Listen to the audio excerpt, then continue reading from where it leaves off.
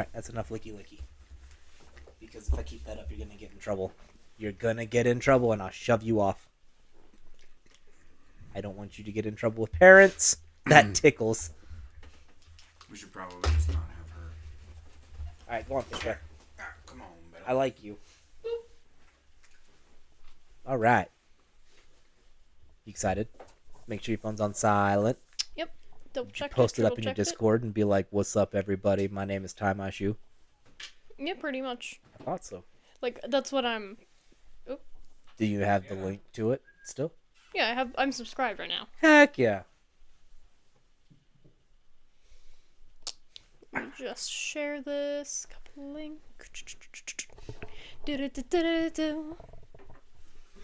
So yeah, we'll have to figure out some thumbnail options soon. And I mean, our page could use a little dress up. Yeah, looks good. I can. Yeah. Specifically like a better banner, header, more about us. Yeah, we need to get all that like on there. It makes the page more appealing. I know. I could just add the banner that we have, that dark. It doesn't feel right for this. I don't know. Maybe we customize something a little more. That's a lot to ask. Ooh, add some like little like No, it isn't. shinies. You and your shinies. You I'll gotta just make need it like to put some shiny. time You in gotta on make it it this eye weekend. catching. Exactly. If we could have it sparkle, that would be pretty interesting. There's ways you can do that, but Yeah. I feel like I'm way louder today. No. I think You you're about the can't hear same. I'm way louder than I was yesterday. Not yesterday. Yeah, but it's the same for you no matter what I do with my mic. And it doesn't affect your sound. What you talking about, Willis? What you talking about, Willis? do. What you talking about, Willis? All right. This is such a good topic. I'm so excited about it. Oh man, What? just getting the fun of fleshing stuff out.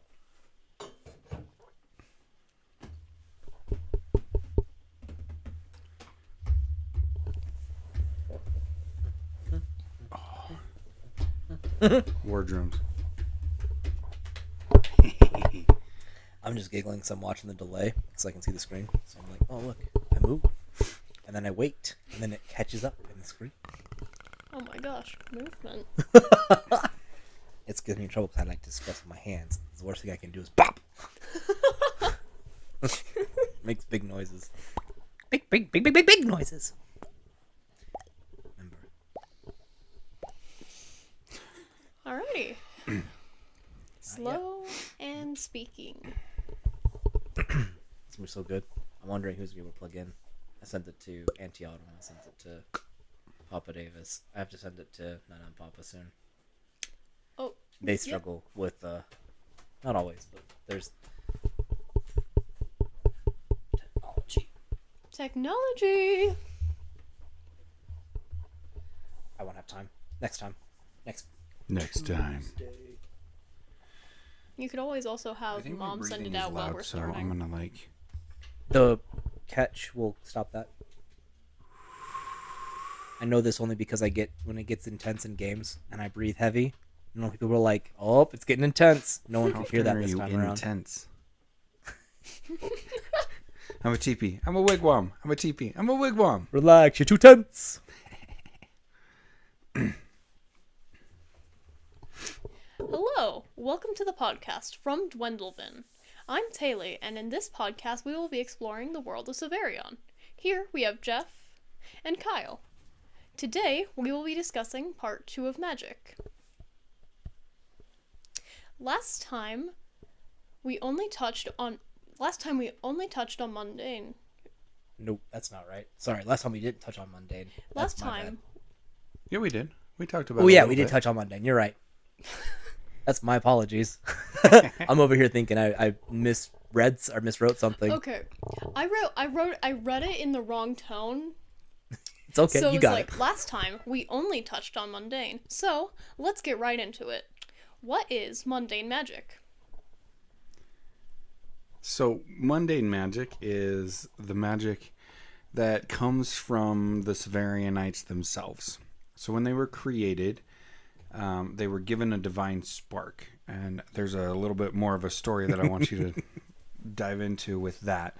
But the divine spark inside of them allowed Severianites to create magic of their own accord. So last time we talked about in-depth essence and arcane magic, and that essence comes from the moons and arcane comes from the ley lines in the water.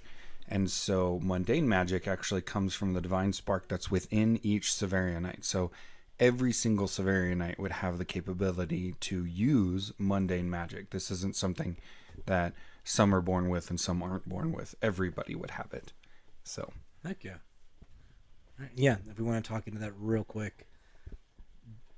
During the creation, when the two gods were coming together and actually building this up together, they made one major mistake. They didn't build the Severianites to die. That was something that had to be corrected immediately by the Dysactos. He recognized immediately that they had imbued too much of the divine spark within their creations. And it kind of makes sense because the first things they created were not meant to die. They built the lesser gods first, and so out of like either just habit or without maybe thinking about it, whatever the case may be for the two of them, death was not introduced to them until the Dysactos said, nope, these gotta die, because if they are allowed to live for prolonged periods of time, they could become a chaotic force that could rival gods in the universe. Yup. and when he did that, he created them a soul. So Yes. it was like he's punishing Parbucon and Veritas Sanctus's choice to allow them to have that much power, but then didn't want to punish the 9 races for it. So he gave them all a soul and an afterlife. Yep, he created a paradise of sorts that we haven't really fleshed out because paradise is a little personal. Yeah. Yeah. So All right. All right. Yeah. Is there anything else where mundane gets its power? Ooh, that's pretty much it. Like they get their power and derive it from need, like they're themselves, and then if there's a need, they're able to create something to fulfill that need, which is pretty cool. It's kind of wild just thinking about it. They would be like, you know what? I don't want to build this house. I'm tired of just building this house out of stone all the time, the hard way. That guy can just make stone move, and so it's easy for him. I got to carry this stinking brick over here and drop it down and mortar and then all of a sudden it was like, oh, I made things that felt right. I can make this, and suddenly, yeah, one of the mundane magics is shelter crafting. So need, desire, whatever the purpose, like. It's there, it's available, and it's within them, and then that creates these, I guess we call them schools, that they can then be like, bro, I did this, let me teach you. And since they created it and they can teach it, and since like Jeff said, every creature has a spark and a soul, every one of the 9 races, every one of the Severianites has access to it. So anyone who wants to study it could use it. Arcane, essence, doesn't matter. All right. Out of all the Severianites, who discovered mundane magic? So mundane magic is not because it is mundane, but because Mundinus, the Muscapert, discovered it. And so, like we talked about in the creation story, the Muscapert's divine purpose was to push magic as far as it could go. And so they divided themselves into the schools, basically the light side of the elemental magic school, the dark side. And so you'd have a school that was fire magic, you'd have a school that was earth magic, a school that was air magic, so on and so forth, for all the different essence types of magic. And so the Muscapert pushed that. But there were Muscapert who were born without magic, which they felt was a little counterintuitive, because if their purpose was to push magic, why was I born without magic? And so those group of Muscapert that did not have access to essence magic formed their own little group, and Mundinus was the leader of that group, and his group, and so he's given credit for it.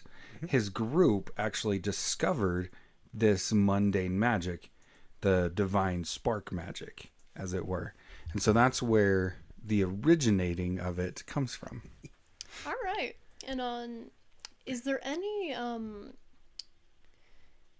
what are so there's different types of magic, right? What are there different types of mundane magic? Yeah. I mean, we talked a little bit. I kind of hinted at there's different schools of mundane magic, all for certain purposes. We also have, so I can go into them. The Severi Knights have created combat sense, sense magic, the ability to actually determine if essence was utilized. Combat sense is I'm magically intuiting what you're capable of in this scenario, so it's allowed them to survive in combat. Thinking about it in this regard, you have someone who's gifted with essence on a battlefield with someone who has no essence whatsoever. It's effectively like fighting a toddler.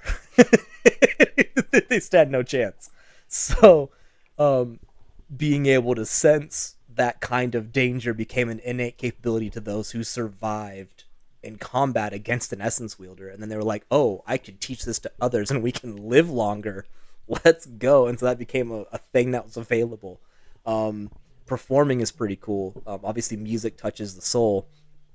And combining that with sort of divine spark would create influences. Good. Keep going. And sorry, influences and other such things. Then there was, like, let's talk about shelter crafting, where there was a need for it. I don't know, a little bit of laziness, a little bit of function, and then they were like, I can do better than this. And then they taught everybody else how, and it actually created buildings that were, once they were created, they were actually locked. You couldn't manipulate these buildings. Like, if someone built a house out of stone and there was another earth mage that came along, they could use that as a weapon against other people. And so part of shelter crafting was like, you don't get to touch this. And so it's separate and outside of just earth magic, even though it looks like a stone building or a wood building, depending on what they chose to at creation. Illusion magic, we talked about this a little bit last time as well. It's a lot of fun. I kind of feel like it was more of a party favor. Like, I'm drunk at the bar. Let me do some stuff.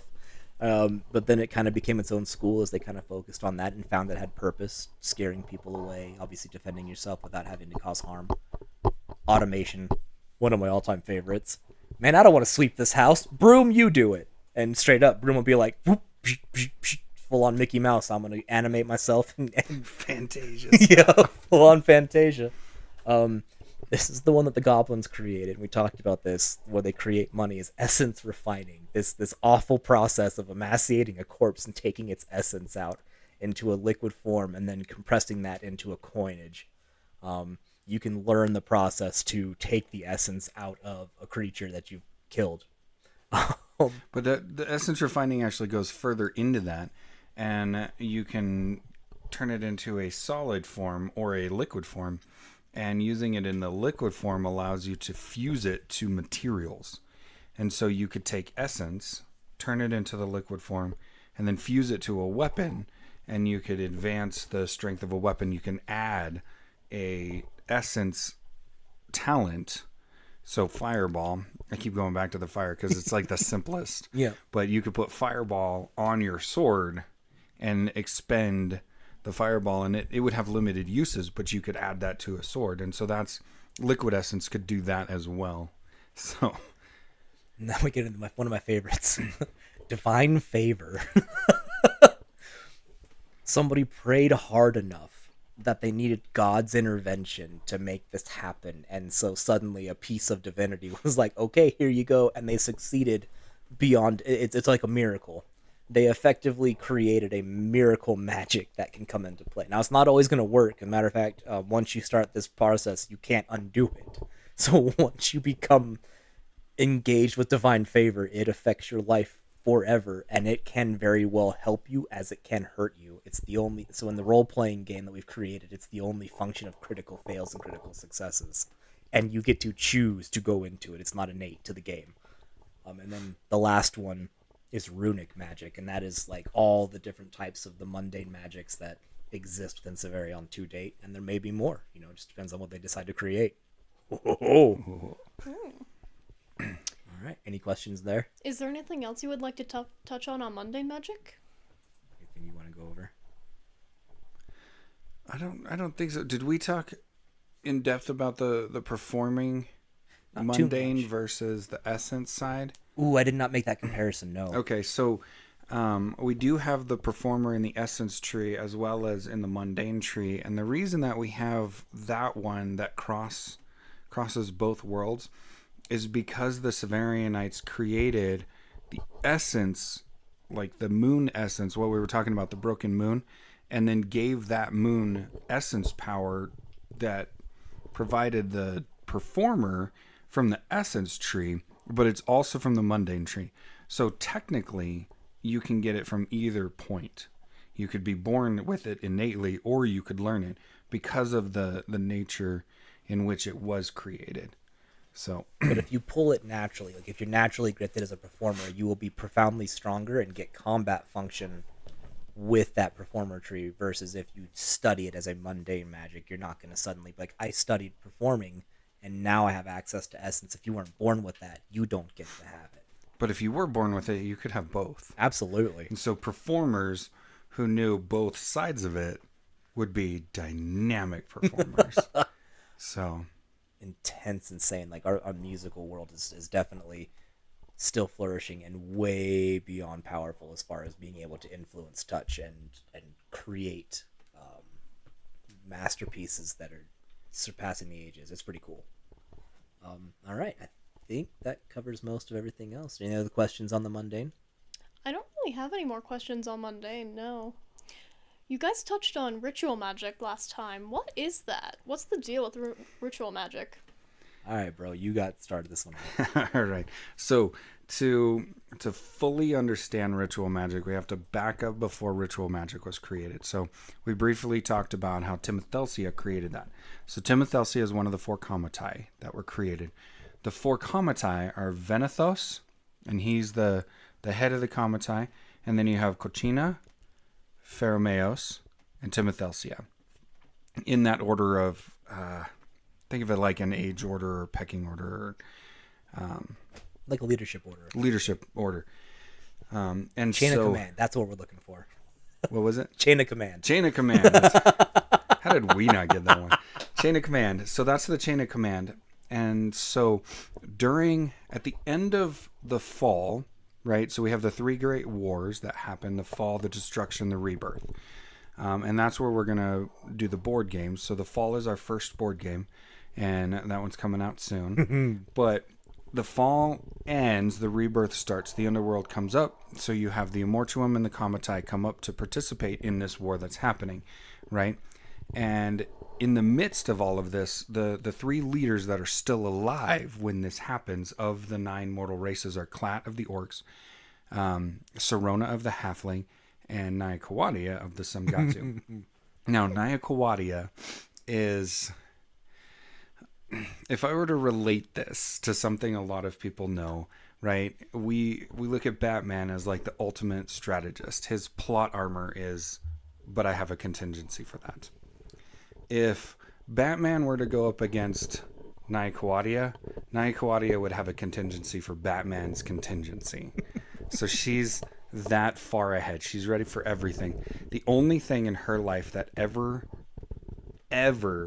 like caught her off guard was when the underworld entered the natural world, because it's not supposed to be possible.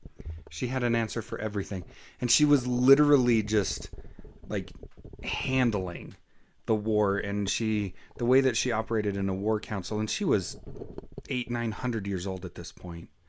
No, she wasn't. No, sorry, that's Bacoa. That's Bacoa. But so she would sit behind her war council, and she had all these letters, and she would just hand letters out to her leadership, and she would say, if this happens, open this letter. If this happens, open this letter. And so if I was a commanding general on the battlefield and the humans came out of the forest and were fighting the halflings, right? I had a scroll that Nyacawadia said, hey, if you're fighting the halflings on an open field and the humans come through the forest, break this scroll open, right? And so the general will be like, oh, okay, that's what she wants us to do. It was that she was that far ahead of everything. And so when the underworld comes up, she's like excited for the first time because she's not ready for it. And she's like, oh, this isn't even like possible. This is not supposed to happen. It's not possible. And so she immediately starts writing contingencies for everything possibly that could happen. And so she starts watching the battlefield and watching the Comitai participating in the battlefield. Now, Venethos is this master controller of the battlefield.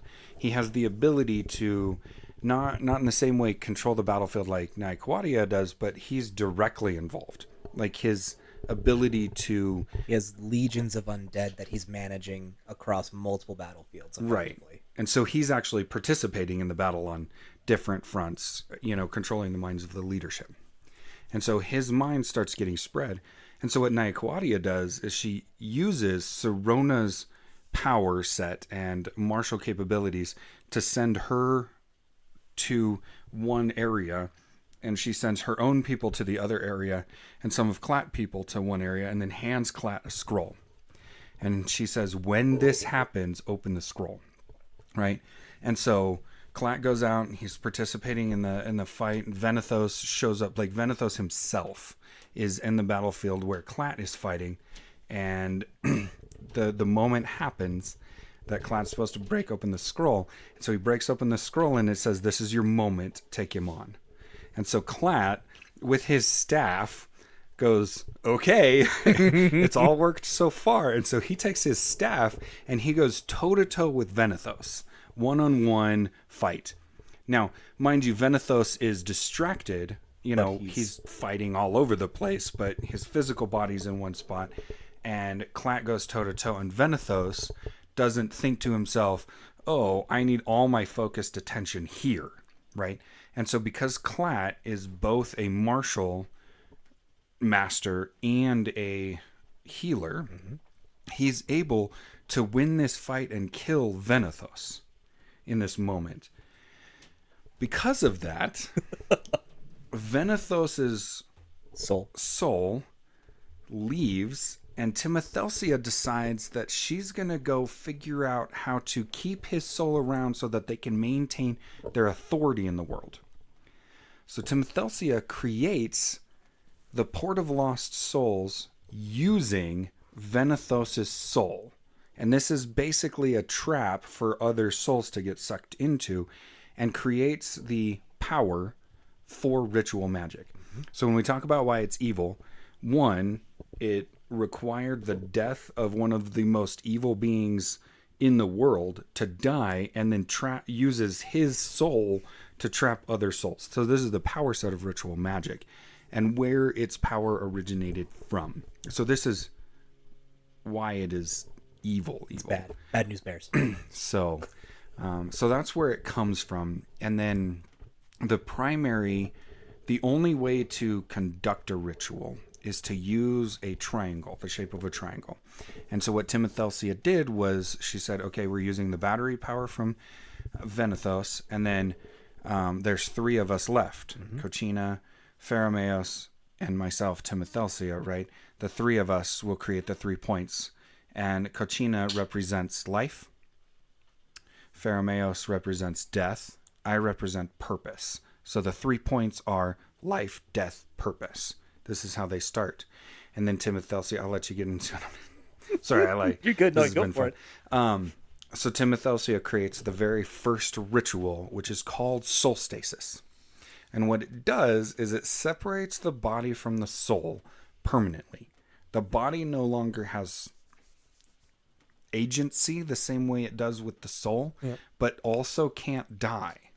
So the body exists outside of itself, outside of the soul, and then the soul gets trapped somewhere else, right? And so when the mortal races, the 9 races, discover how to use soul stasis, it takes on a little bit different form than what Timothelia originated, because she's obviously the creator of it and a god.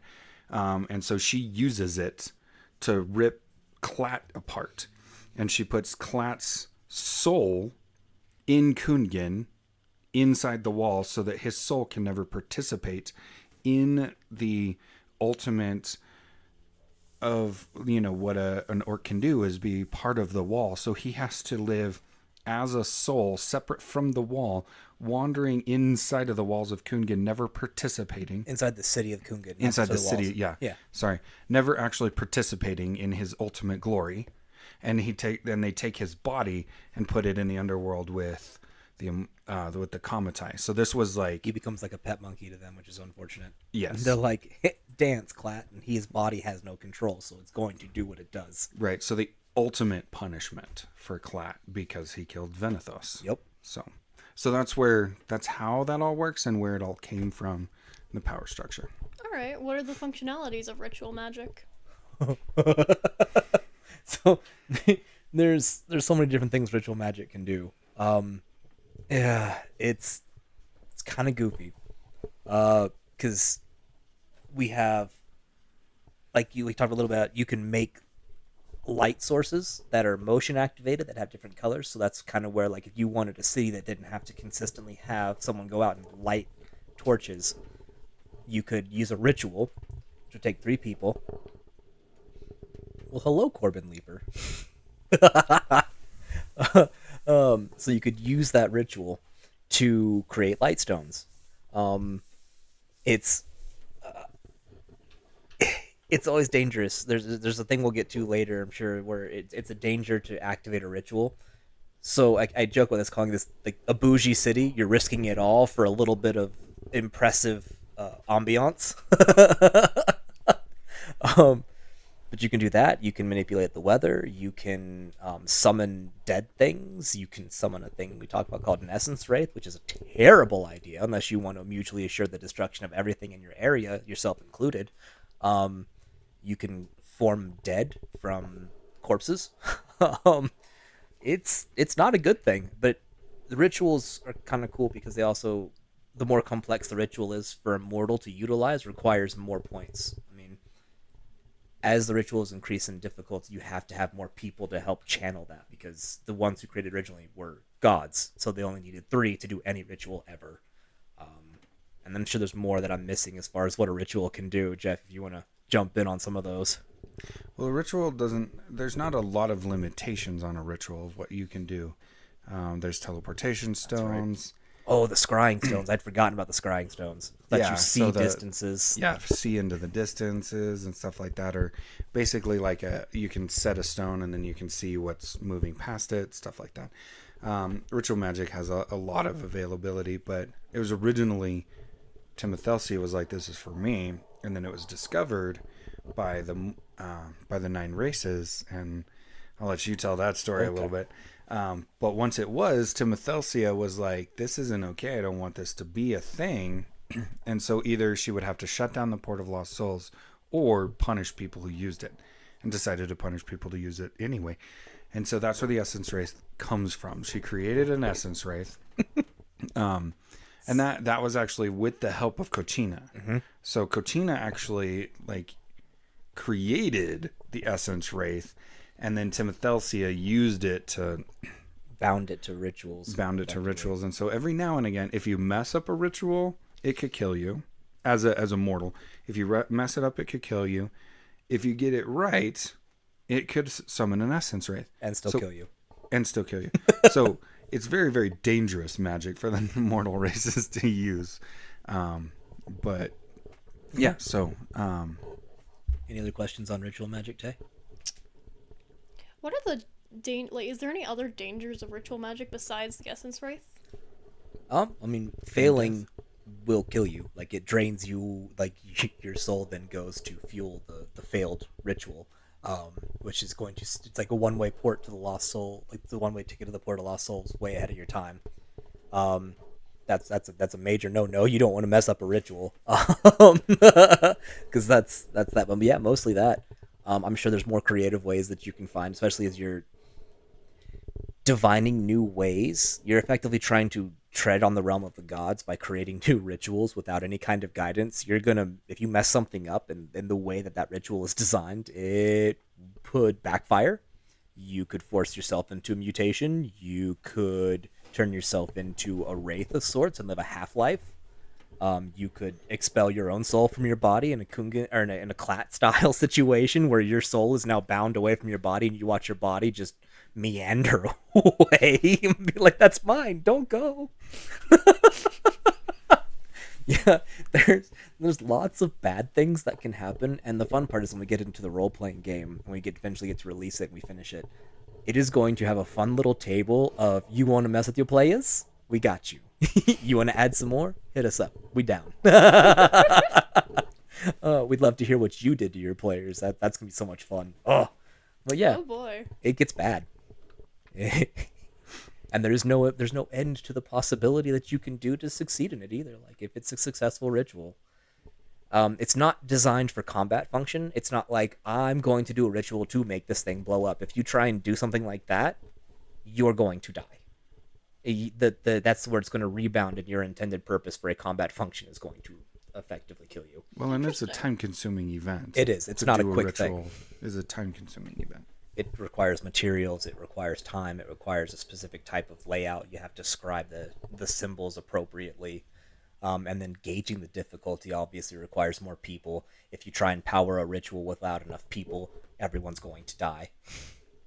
Yeah, bad stuff.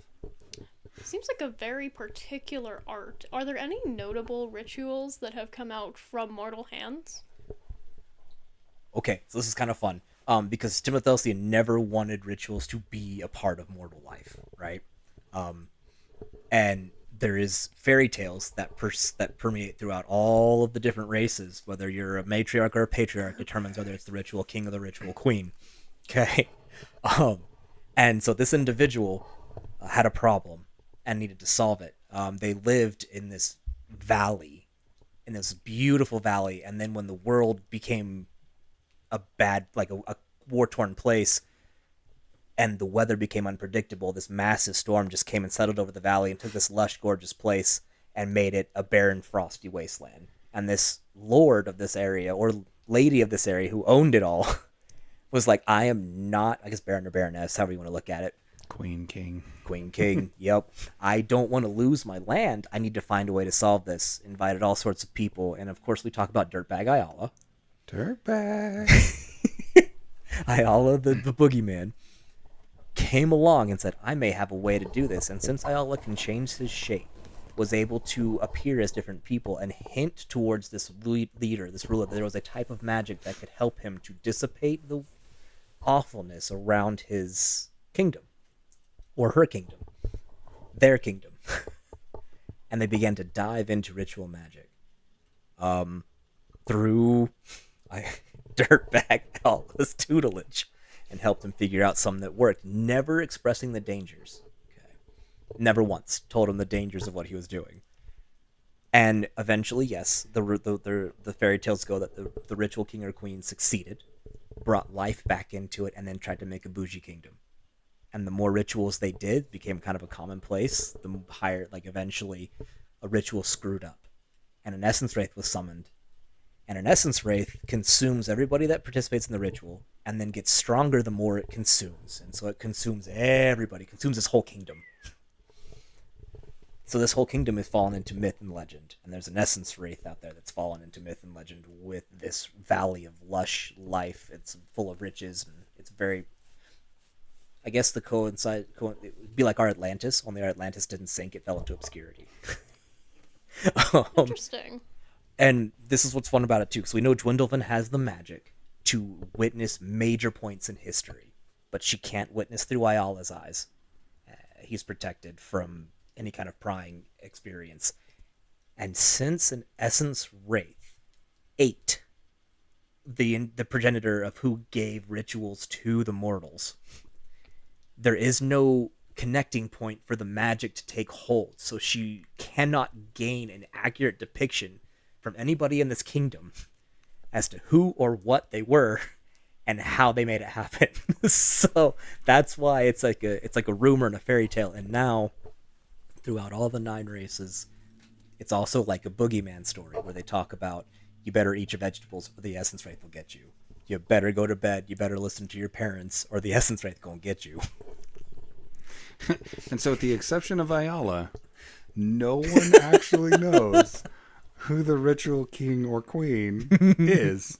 And we say it that way because of the 9 races, 4 of them are matriarchies and 5 of them are patriarchies. Mm-hmm. And so it's actually, it very likely could have been an elven queendom. Yeah.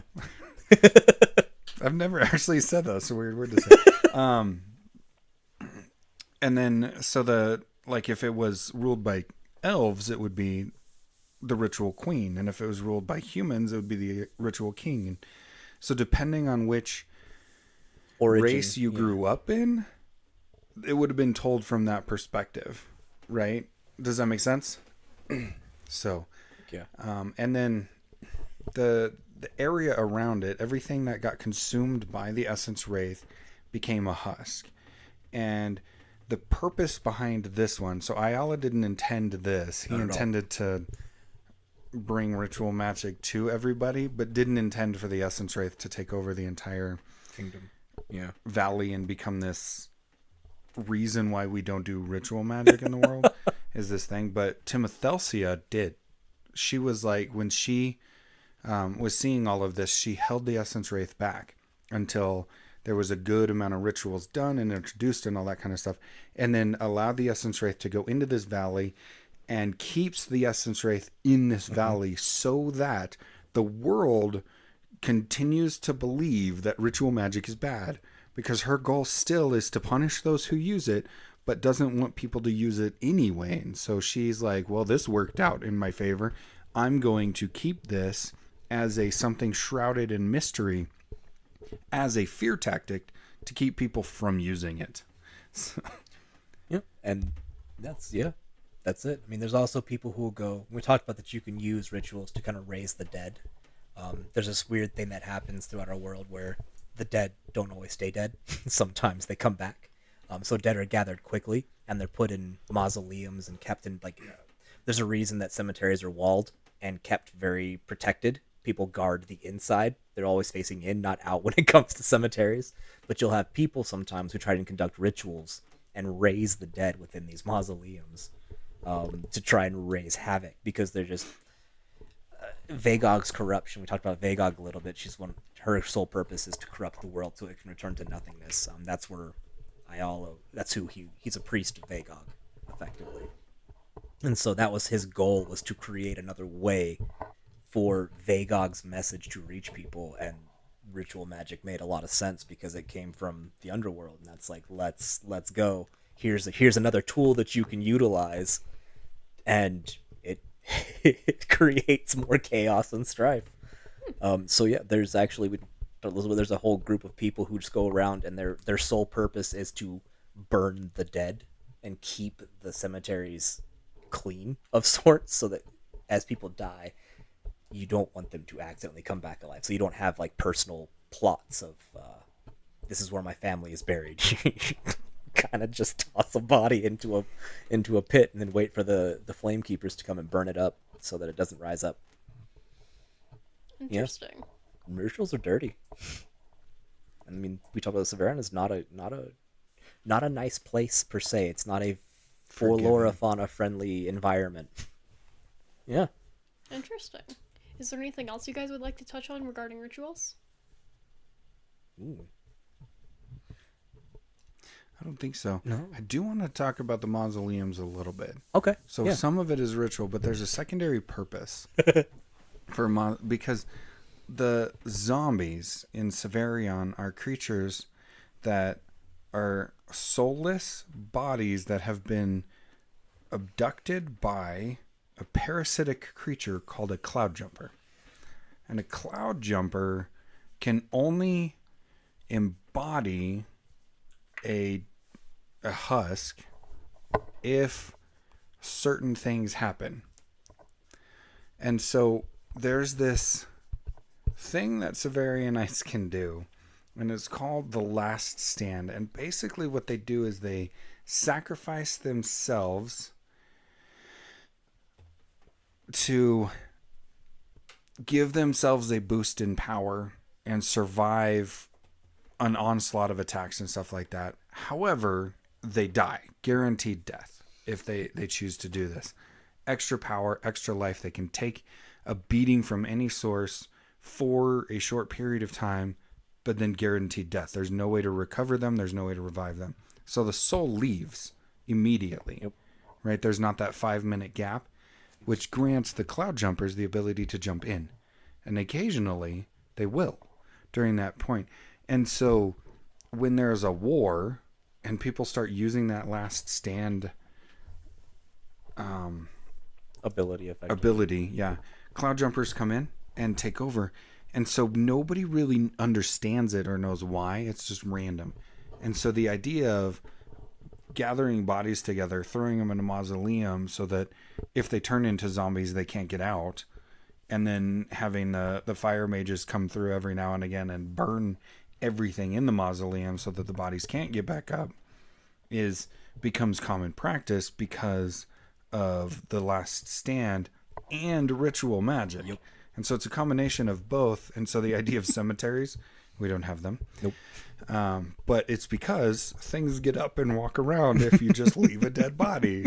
Every now and again it comes up and it starts eating people and stuff like that. And we're not even talking, like, because obviously as well, battlefields carry disease, and so it's honestly a very sanitary practice as well to gather your dead and then keep them located. And this is a very aggressive world, like we talked about, so things are going to die in a more consistent basis than they should, even with healing magic, even with different magic access. It's still a violent place.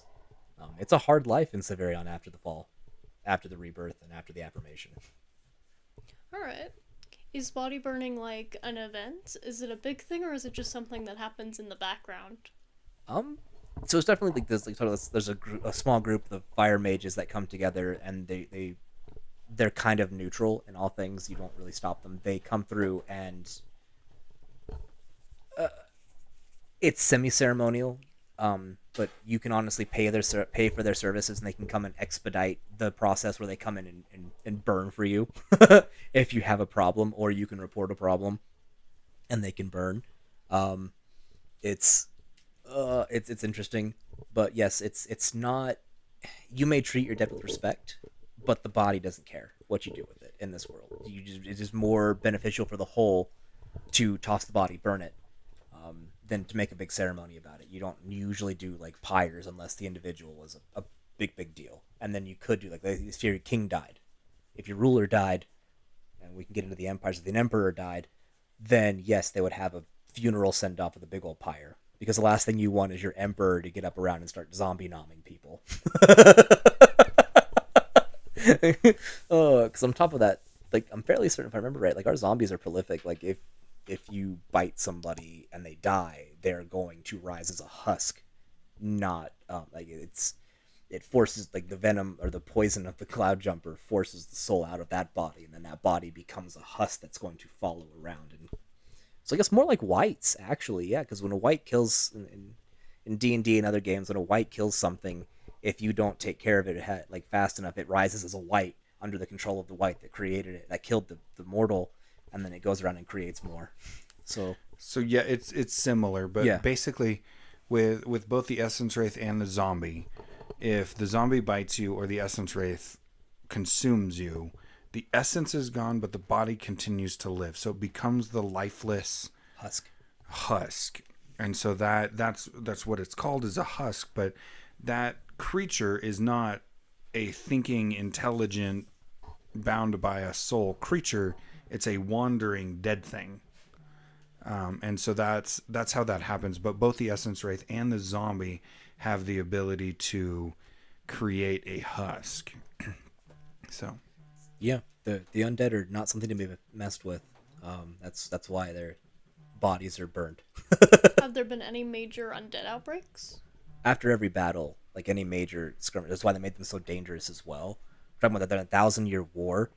The worst battles fought were not always against other races. You had a border skirmish or dispute, and you would have it handled by either why can't I think of them? Because the first ones that were created, oh my goodness, the ones that had the power of around all the others, their first constructs. Oh, the Shimbari? Yeah, thank you, the Shimbari. That name escaped me gone. I was like, this is missing. So if a Shimbari came and laid waste to armies, and then there was nobody to come and collect those bodies fast enough, because that wasn't part of their job. Plus, they had no more ability. Once everything around them was dead, they had no more abilities to pull on. So the Shimbari just left the dead there, and then that would create outbreaks as these bodies, some of them would rise up and then shamble out and create problems. So it was a hard-learned lesson, especially because the Cloud Jumpers didn't start doing this until Vagog's entrance into the world. They were more symbiotic. and more playful. They actually had a purpose in the overworld. And yeah, we're on this undead track, so Right. Yeah, we got a question yeah. from Ian to talk about the Arls. Okay. Yeah. So, That's a good question. Arls are unique, created after the affirmation. The affirmation we talk about, and I'll let Jeff actually explain the Arls as a whole. I'm going to go in the affirmation because it's fun.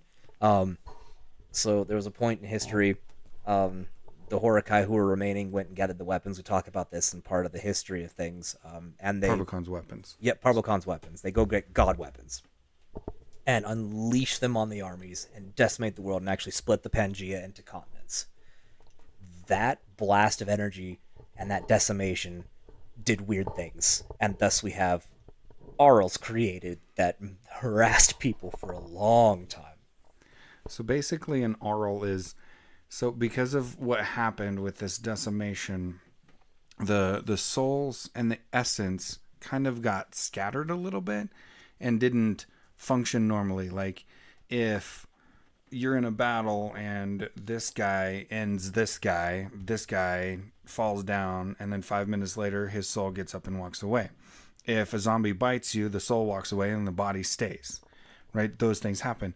When the Horakai used Parvocon's weapons and decimated the armies, those things kind of like shattered in weird ways and didn't go to the Port of Lost Souls, or they didn't disperse the way that they were supposed to. And so the essence gathered itself back together occasionally, not in like a guaranteed in mass, but occasionally, and little pieces of it, they would gather together and gather the pieces of the bodies that had expired back together to create these Arls that were a conglomeration of the pieces of dead creatures that had come back to life. And these are, like, in the purest sense, these are essence drainers. In order to continue existing, an Arl has to consume essence. And so anytime there was a skirmish, a battle, or anything like that, Arls would come to those areas to consume the essence. And again, like, you have your physical body, you have your essence, and you have your soul. So those are separate things. The essence is what goes back into the world. It's what animates the world.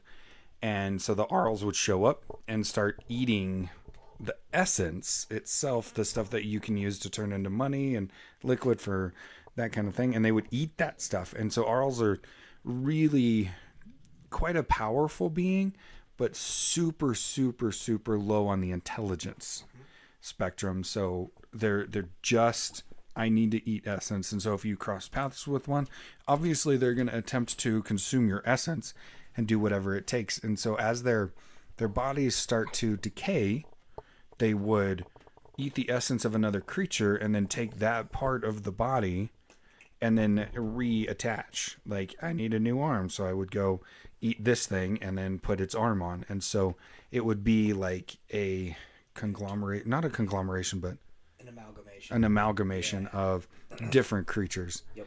And kind of a strange in being that exists, and not particularly powerful. Like, it wouldn't be Dangerous in groups. Right, but a group of soldiers who were sent to go wipe them out wouldn't have the most difficult time wiping them out. Arls aren't particularly dangerous on their own, and in groups because there's a bunch of them, they're more powerful. But if you're ready for it or sent a team to go take care of them, they could fairly easily. But because of what happened with the decimation time, like that created the ability for Arls to exist. Anytime you throw god magic around willy-nilly, you get weird things. Don't play with god magic. All right, noted. The Horakai didn't know exactly how to use it. So, I mean, that's what created them. They were just trying to... I mean, there's also a lot of shock and panic because we're talking legions of Horakai existed, and then the brothers come back and their legions are diminished, and they're like, "Oh, bollocks. We was not fast enough." Oh, man.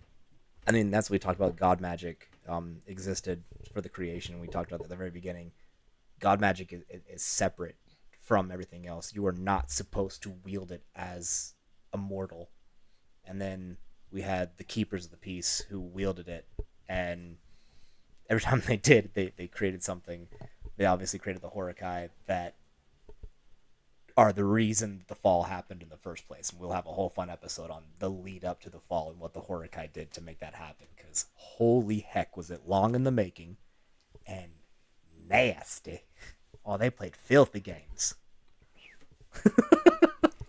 But focusing on the magic, yeah, do you have any more? And then the undead. I don't think we have any more really undead dangerous creatures that exist in the world either. I think we talked about them all. Yeah. Between the husks and the arls and the essence wraiths and the zombies. We do have our vampires. We didn't really talk about our vampires. Did we talk about the... Or do broken. we want to talk about the broken? That's depends on how much time we have left. Ian, do we have enough time to talk about the broken? Or do we have? Should we take some questions? Do we have questions coming in?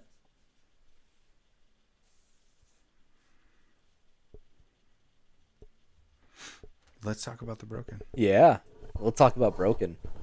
Okay, so in one of our previous episodes, we talked about the essence and arcane magic and how they're God-given magics, right? They are not supposed to mix. They are polar opposites. If you were gifted with essence, they wanted to give you an opportunity to have power, and so you could go and you could pursue getting baptized into a ley line and then gaining access to arcane after much study. Never supposed to mix. Matter of fact, if you have essence and you try, they turn you away because like, no, bro, you'll die. Like, they're like, but I'll win. Nah, bro, you'll die. And then Ayala, of course, Ayala being a dirtbag, finds an individual who wants more power and says, let me introduce you to my god, who can give you the power you need. And so he goes and does a personal introduction to Vagog, and Vagog's like, sure, bro, let me help you. And as this individual gets baptized into the ley lines with essence magic already within them, those energies clash and start to just to tear each other apart, and Vagog's influence knits them together as a whole, but they're not complete. So when they come out of that, they're insane, for one. They're not normal anymore, because they have an insatiable hunger for essence. Just like the Arls are constantly essence eaters, have to eat it to survive. The broken leak essence on a daily basis, literally. Their bodies can't hold it because the arcane energies are pushing it out of them, and it's not supposed to do that. So they have a sucker, a proboscis that extends out of their hands, their palms, and they stick it into living creatures, preferably other Severianites. They can do the vegetarian diet. It's just not nearly as fulfilling. Well, that would be the animals. Yeah, they eat animals. They can't suck it off. They can't take it out of plants. And then you wanna go into more of the broken. Why? I don't know. I feel like you covered it, but essentially, if a broken is exposed to sunlight, it drains them of the essence that's still in their body. And if they go 2 days, so 50 hours, because our day-night cycle is a 25-hour day-night cycle. But if they go 2 full days without seeing the sun, and then they step into the sunlight, they're drained completely, so they die. So either a broken has to go every day into the sunlight and then consume a sufficient amount of essence to survive the next day, or they're stuck in the dark forever. And hungry monsters waiting for an unsuspecting individual. Right. And so they don't die in the dark, right? So they become timeless. But once they're in the dark for 2 days, they're stuck forever. Yep. Hope you picked a nice place. I know, right? Pick a nice place. Good luck. But they have both the access to all of the essence and the access to the entire arcane tree. So on terms of power, they're actually significantly more powerful than either one of the other two because they have access to both.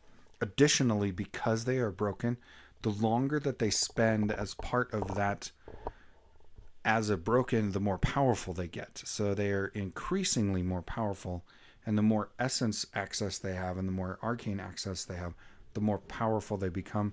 And they have their own branch of basically Abilities. an in-between magic that allows them to do unique things that only the broken can do. And it's a binding of the essence and the arcane magic that's unique to them and steps them above anybody else in power, but their limitation. And so this is why we would say that there are a version of vampires. You don't turn somebody into a broken by stabbing them, and then you still have to be baptized you have to have access to essence and then be baptized and survive that combination And receive the blessings of Vagog. Right. Blessings. And they can't procreate. Nope. So once you become a broken, you're no longer capable of procreating. You're not siring anymore. But it has to be, I was born with essence, I was baptized. Vagog said, yes, I could be part of it to become one of them. And so unlike vampires, you don't like bite them and they become a vampire, but they're the closest thing we have because they have to consume the essence of another being to survive. So, and not everybody survives that process in a healthy way either. Sometimes, because it's extremely painful, you are literally having your being ripped apart atomically and then being stitched back together by some other god force that hates you. Vagog does not like people. Like it's her purpose is corruption and destruction. To return this back to zero so that they can fix what was done. Because there's a second mistake that was made that we can talk about in a different episode that effectively created the existence of Vagog in the first place. The two creator gods made two major mistakes. Yeah, and if you guys have any questions about what we talked about, we could totally get into that. I was going to talk a little bit about how it's interesting because eventually some of the broken figured out that they can take liquid essence that's been harvested and use that as kind of like a medium, a danger mode. Like, I can't go out and eat, so I have to do something. But they don't die if they touch sunlight, unless they have been hidden for multiple days. And then if they decide, like, I'm done being unalived, like, I'm done being this half-life or dead life, and they step out in the sun, their whole body bursts, and the essence is released. And it's ash. They turn to ash. I did want to just touch on, so in Severion, there's two organizations that we would consider secret societies. They exist in, the trying to influence the bigger game, and one of them is called the Shadows Guild, and we'll have a whole episode on them. And then the other one is the Knights of End of Days. We'll have a whole episode on them as well. But the Knights of End of Days were initiated and started by the first broken. And so their goal, overarching goal, is to reset the world to zero. Now, Vagog's goal is annihilation. Yep. Right? So when you say wipe it clean, we mean like out of existence wipe it clean. But she can't say that to the Knights of the End of Days because then they're like, well, we don't want to be part of that. And so what she tells them the goal is to have them assume authority over the world and then reset it back to the way that it started and should be. And so that's their goal. And so they spend all of their time infiltrating the power structures of the world in order to take over and take control and then reset the world. And since once they have that baptism, they can't die of natural means. They live forever. Unless they're killed, or unless they're done for, like someone actually destroys their physical body, or they forget to eat 2 days in a row and step out into the sunlight, and so they unalive themselves. So then, yeah, if there's any questions that pop up, we're happy to take them as we keep rambling about other fun stuff. We have one. Oh. Okay, my bad. Well, it doesn't look like we have any questions right now. Ian, do we have any questions? Okay. So let's go ahead and wrap it up. Yeah. And so we're going to do this every Tuesday and every Thursday at 1 o'clock. We will be live. Mountain Standard Time. 1 o'clock Mountain Standard Time. 1 p.m. Yeah. Mountain Standard Time. That's important too. Not going to do it 1 in the morning. So we'll do this every week, except for... We could one day. We could do a night owl. We could do a night owl. But we're going to do this real regularly. We are going to take a break over the holiday season for a week. We will post the stories, the 2 stories of the creation story during those weeks. So we will still have posts that go out to everybody, but we won't be live during that in between Christmas and New Year's week. We will not go live that week. Right. So just to let you know, but we will be here next Tuesday at 1 p.m. Mountain doing this again. Yep, absolutely. I'm excited to get some more, people interested and field some questions. I'm always curious what people come up with.